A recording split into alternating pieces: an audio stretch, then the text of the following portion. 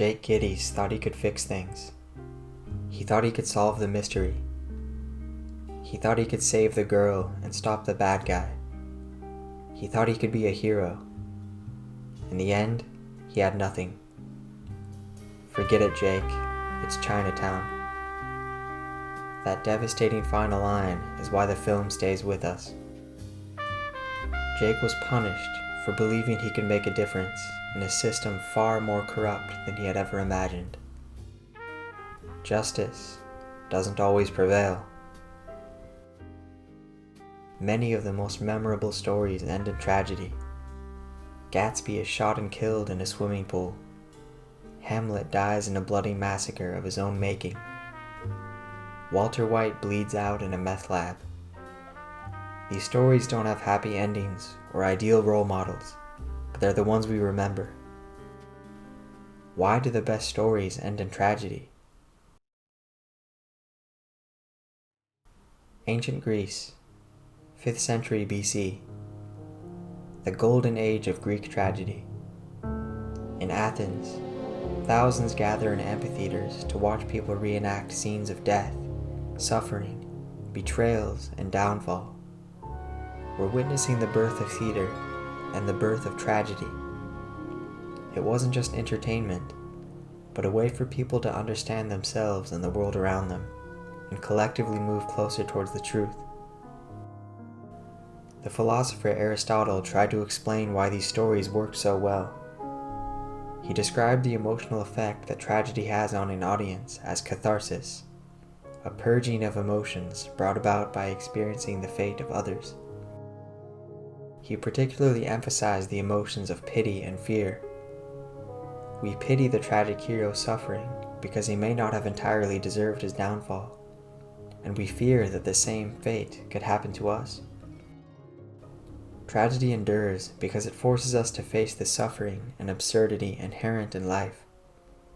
The stakes are often life and death, the consequences irreversible, and the transformation, if it comes at all, arrives too late to change the outcome.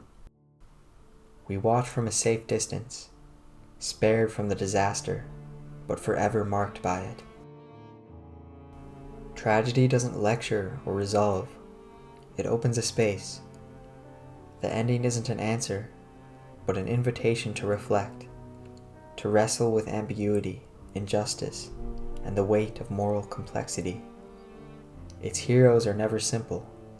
They are noble and flawed, brave and blind. They are undone by their own actions and forces beyond their control. Some of the earliest Greek tragedies are still well known today.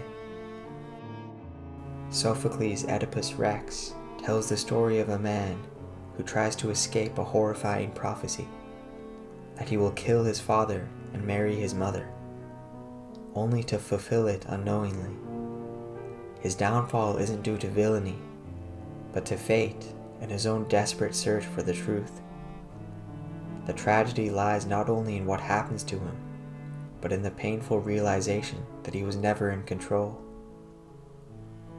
In Antigone, a young woman defies the king's edict to bury her brother, believing her own moral law to be higher than that of the state. Her resistance leads to death, not triumph, forcing us to question the cost of doing what's right. Euripides' Medea takes a darker turn.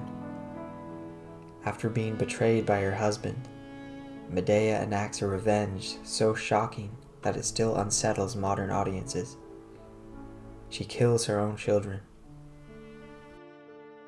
Since ancient times, audiences were drawn to stories where justice, fate, and morality collide in ways that deny simple resolution. These Greek tragedies laid the foundation for one of mankind's highest expressions of art.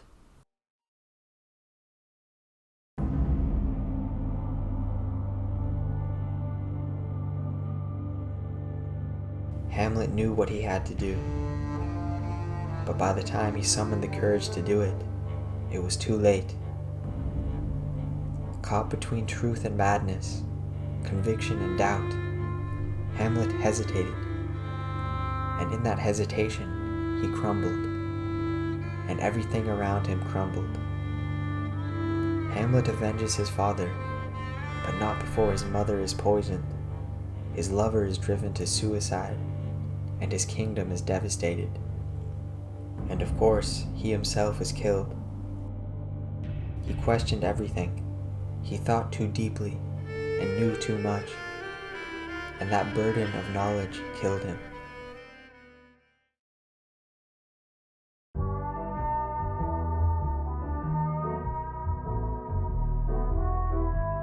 Gatsby built his entire life on a dream, but once he grasps it, it turns to dust in his hand. Gatsby's fatal flaw is idealism, a refusal to accept the world for what it is.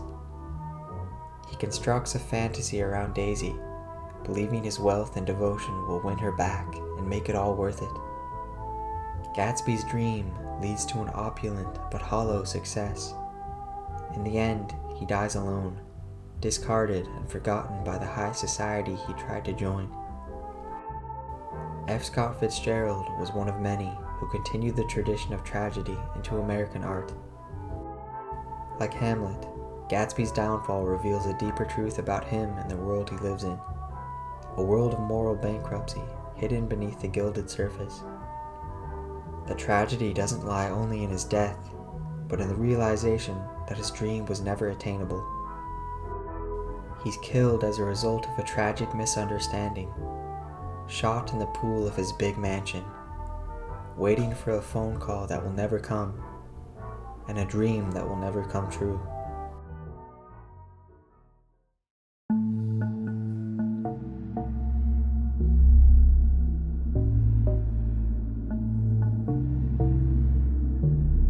Walter White was woken up by a death sentence. A promising scientist turned high school teacher, he was given months to live, leaving his family with nothing.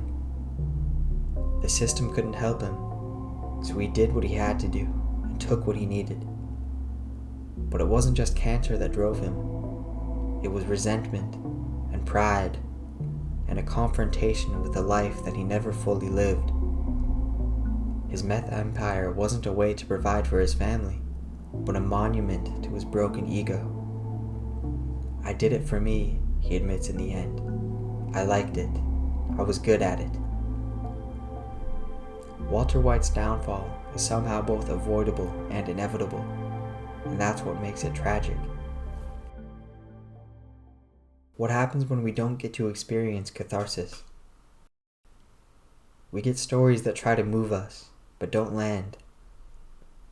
Transformations or redemptions that aren't earned, and stories that feel hollow, forgotten as quickly as they're consumed. Heroes who save the day. Villains who are simply defeated or forgiven too easily. Complex truths that are simplified into ideologies and preached to us. Many modern stories fall flat, not because they're boring, but because the actions and emotions they present carry no real weight. Without confronting the catastrophe and beauty of existence honestly, a story has no gravity. Quite simply, tragedy reminds us what's at stake.